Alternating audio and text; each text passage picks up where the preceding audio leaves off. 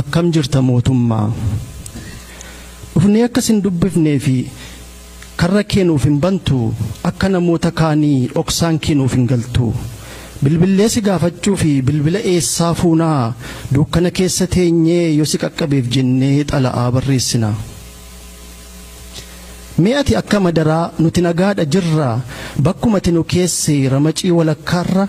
godaannisa hooqqachaa kan du'u awwaallachaa jibba ormaa dandeenyee arraba daggee baachaa kunoo jirra mootummaa qarqara ilkaaninnaachaa har'aaf jirra mootummaa kan borii quban qabnu yoo jiraannu Oromoo yoo duune Oromiyaa malee waan biraan taanu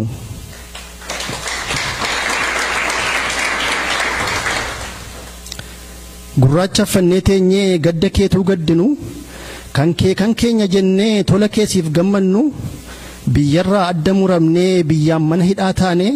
kachachala siyaasa keen cinnee gargar facaane muramnee qofaa baane waan akka vaayirasii koronaatiin qabamne gaafa feetu mirgatti yookiin bitacca maddaa ulee nuti si murreen deebitee nu cagadda waan ganama tolchite galgala balleessita dhiittaatu kulkulfannuu kaballaa lammeessita takki dhagaa gaaraati takki qilleensa taata maqaa kamiin si waamnu eenyu siin jennu laata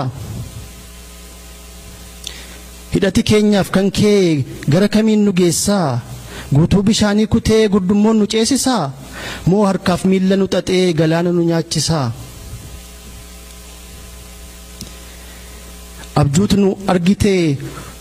abjuuti nu argiteen utuun facaasin haamnu ekeraa faana buunee jiraatti nagaa dhaamnu eenyu siin jennu laataa isa kamiin si waamnu addachuu okeef qaroomnee dukkanaa okeef jaamnu sirratti of gannee rafnaa boraatii keenya taataa jennee yoo si abdannu qoreedha nu waraantaa kan nuti miicnee hafnee ati immoo dhoqqeen faaltaa dinnicha dhagaa jettee nu amansiisuu yaaltaa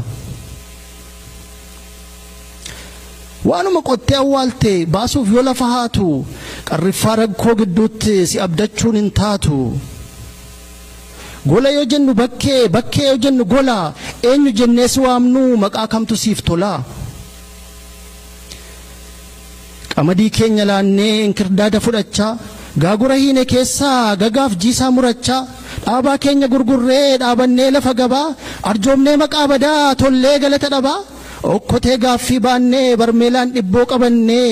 nuuf taataa si abdachuu fi mallattoo sirraa dhabne firaaf namarraa cinnee taaneetu warra moggaa bakka rakkoo rakkannee teenyee gaaddisa dhagaa kunoo jirra mootummaa kan nutti feete baachaa ofii kabaja dhabnee si'iif kabaja laachaa jibbi gombisaa guutee wal rabsuun qaroome dubbataan heddummatee dhaggeeffataan dhibame sobaaf faajjiin dhaabbatee agartuun dhugaa jaamee gurra keenya qeensinee ol dhaggeeffachaa ollee fakkii fakkeessuu namaa suuraa ilaalaa bullee sookoof soorgoo dubbiitiin arrabaan tumatamaa akka dhukkubanni bitaaf mirgaan jibbamaa qe'ee keenya gubbaatti yakka maleedhaa namaa madaa hin qoorre keessaa qoreedhaan waraanamaa